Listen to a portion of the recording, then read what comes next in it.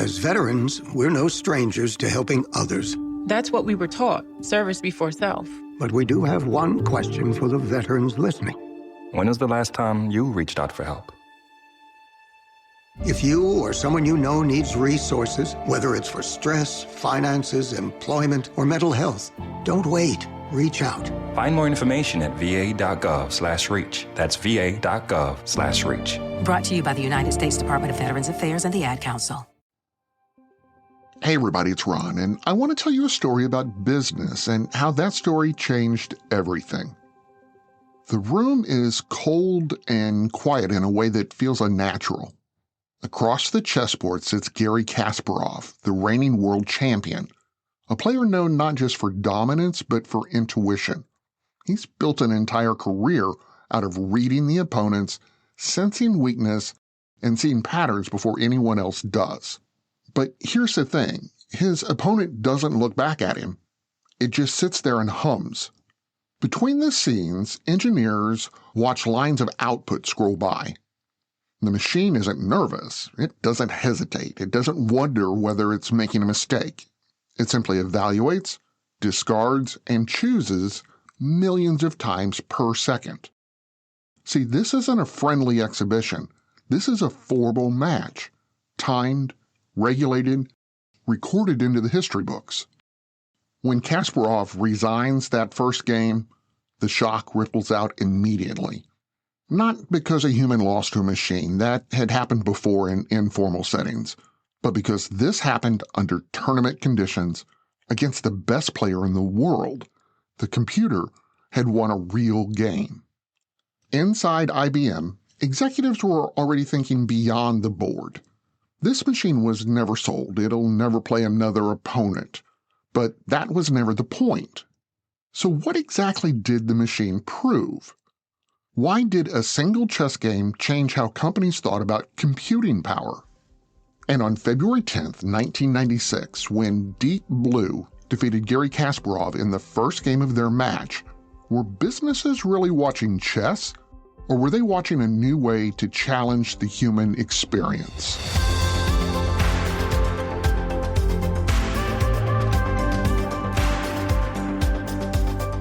From Business Basics, I'm Ron Trucks, and this is Business History, the daily podcast where we explain stories that changed business forever.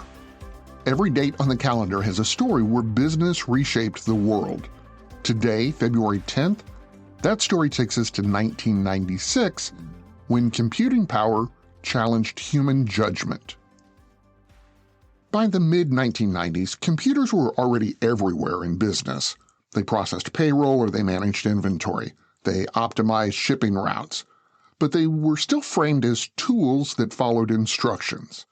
Fast, yes, reliable usually, but not rivals to human judgment.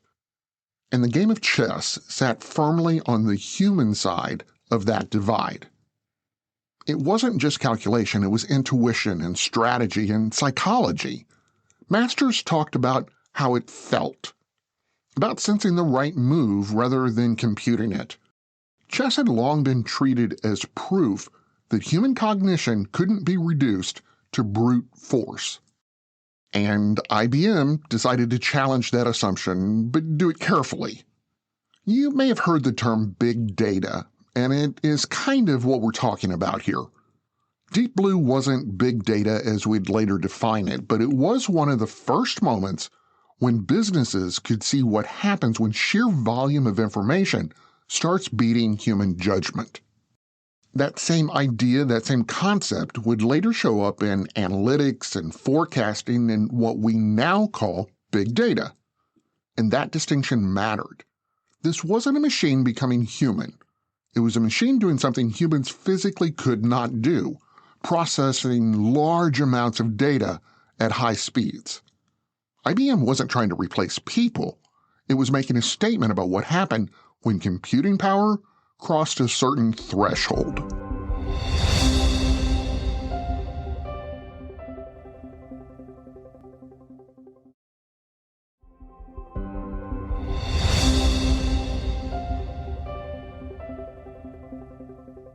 When Deep Blue won the first game of the match, the loss itself was almost secondary. Kasparov would go on to win the overall match. The human champion was not dethroned in 1996, but the psychological line had already been crossed. For the first time, a purpose-built system had beaten the best human in the world under strict, formal conditions. And that wasn't through creativity, it was through relentless evaluation.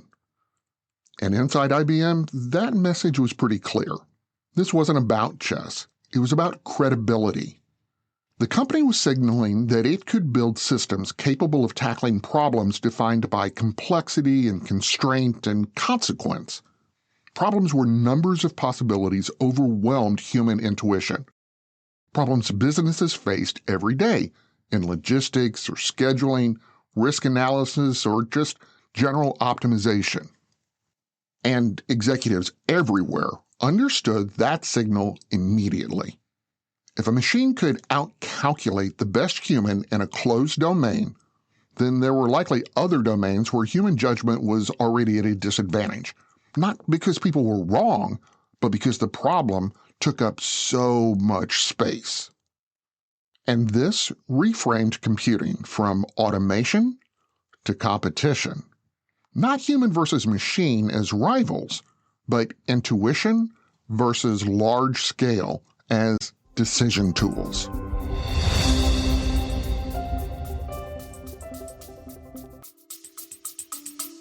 We'll be back after a quick break.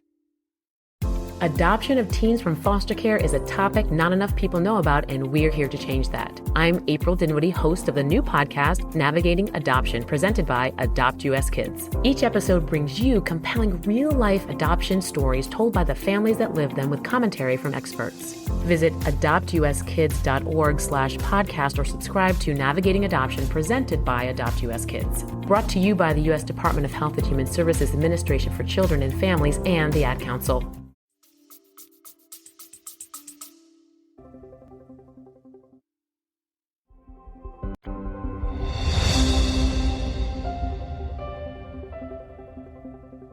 Now, the long-term impact of the game wasn't a rush to build chess computers.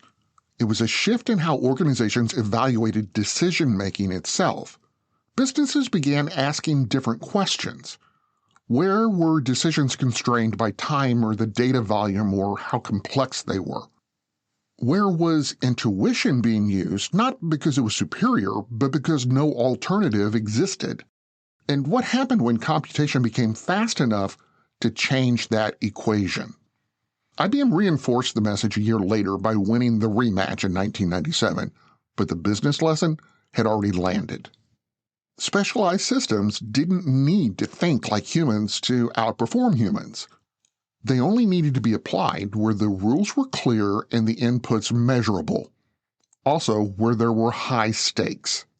That insight spread pretty quietly into finance, into logistics and forecasting and supply chains, not as artificial intelligence replacing people, but as computation reshaping where human judgment belonged.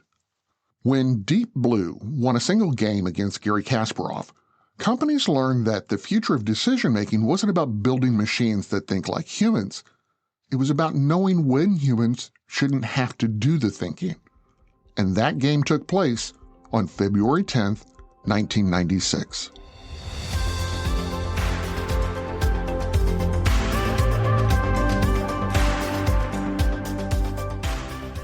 I'm Ron Trucks, and this is Business History, the podcast that finds the turning points behind the headlines. To hear more stories like this, follow us on Apple Podcasts or Spotify or YouTube or wherever you listen. And if you're enjoying the stories, please don't forget to subscribe and leave a quick review. It helps more people find the story behind the business. Do you want to actually understand business better without the fluff or the buzzwords or the MBA language? Start by visiting us at businessdailypodcast.com.